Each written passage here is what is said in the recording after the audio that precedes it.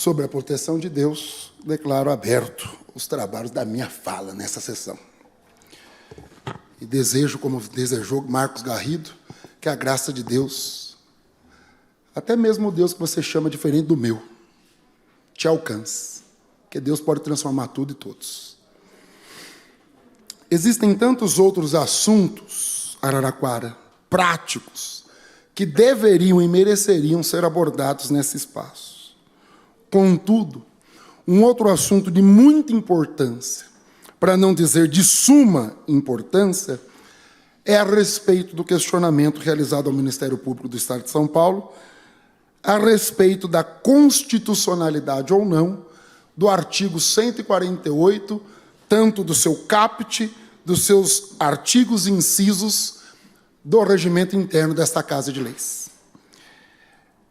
Esse artigo remonta sobre a menção a Deus na abertura e encerramento das sessões camarárias, bem como a leitura facultativa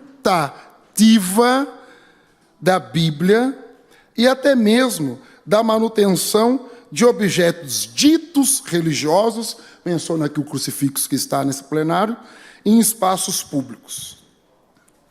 Pois bem, o que me chama a atenção, o argumento, que eu entendo plausível e possível de ser feito, a constitucionalidade ou não do artigo.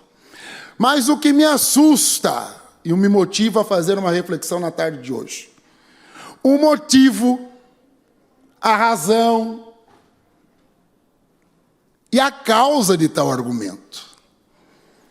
E aí eu me interroguei para poder fazer essa reflexão. Será isso tão somente uma política ideológica? Será isso uma má interpretação do que se trata ser cristão? Será isso um ódio ao cristianismo e aos seus adeptos? Ou é uma necessidade de cancelamento, apagamento ou silenciamento do que significa ser cristão na sociedade? Ou pior, por que eu digo que me assusta, vereador Lucas Greco? O termo utilizado ao indagar o Ministério Público é que a feitura desses gestos equivalem à violação de direitos. E o entendimento que acompanha esse raciocínio é de que todo cristão, logo, é um violador, é um homofóbico, é um malévolo, é um indigno de existir. Porque caso alguém se declare homofóbico, essa pessoa é indigna de existir, não compreendeu o que é ser humano. Atrelar a mensagem cristã a um conteúdo ofensivo a nível de violência, e os senhores vão ter acesso ao documento que diz de violência. Não foi a primeira vez que esse termo foi utilizado. A Comissão de Ética, a hora que se sentir comprimida a falar sobre isso, me convidem. Não foi a primeira vez que esse termo foi utilizado conosco, homens que professam a fé. E aí eu me pergunto, para o avanço da pauta trans, é preciso o apagamento do cristianismo? Caso for assim, o avanço da pauta encontrou um imprevisto, João Clemente.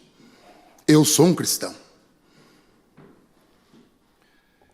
Aproveito para dizer do nobilíssimo trabalho que foi feito em nome do vereador Aloysio, o presidente desta casa.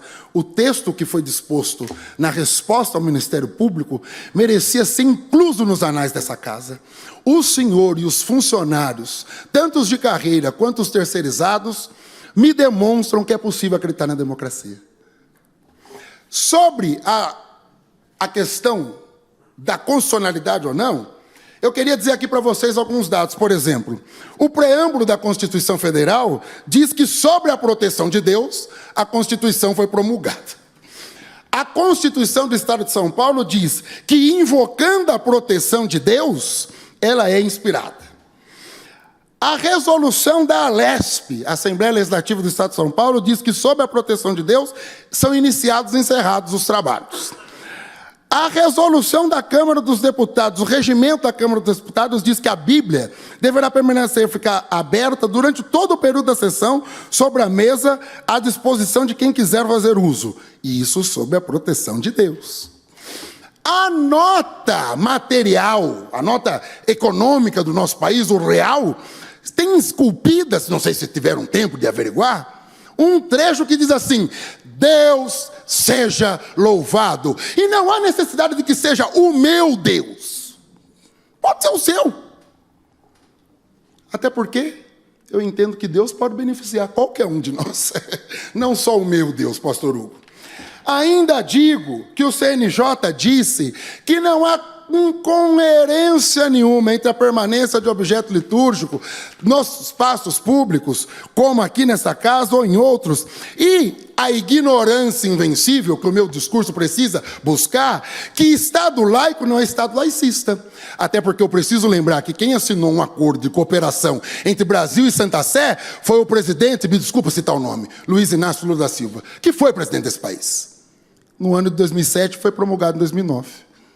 Um acordo de cooperação entre a Igreja Católica e o Estado brasileiro, separando muito bem o que é o Estado e quem sou eu. Eu gostaria de encerrar, presidente, perguntando algumas questões. Por exemplo, o que eu vou fazer com o Estado de São Paulo se a gente for tirar ele do nome? Santa Catarina vai chamar o quê? Só Catarina? E o Estado do Espírito Santo a gente joga uma bomba. A gente joga uma bomba no Espírito Santo.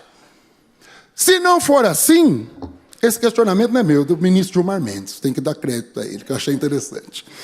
Eu encerro, meus amigos, dizendo para os senhores que a fé é algo pessoal. Nunca forçarei ninguém a acreditar no que eu acredito. Mas eu nunca deixarei de falar com amor sobre aquele que eu amo tanto. Sob a proteção de Deus, declaro encerrada a minha fala na tarde de hoje.